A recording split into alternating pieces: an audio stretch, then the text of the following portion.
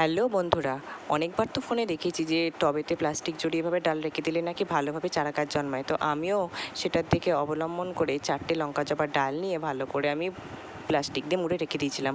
খোলার পর দেখো কত সুন্দরভাবে একটা গাছ তো বেরিয়েছে, আর একটা এখনও অবধি ডালটা সবুজ আছে, কিন্তু আর একটা মনে হয় মরে গেছে।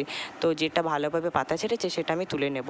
আমার কাছে যেহেতু টব ছিল না, সেই জন্য আমি বড় টুলবক্সটাকে আমি ভালোভাবে সেটা টব হিসেবে তৈরি করে নিয়েছি। আর প্রথমেই দেখো তোমাদের ড্রেনেজ সিস্টেমটা ভালো করে রাখতে হবে, সেটা আমি দেখাতে ভুলে গিয়েছিলাম, পরে দিয়ে দিয়েছি। আর সবার আগেই দেখো আমি এখানে দিয়ে দিয়েছি শুকনো পাতা।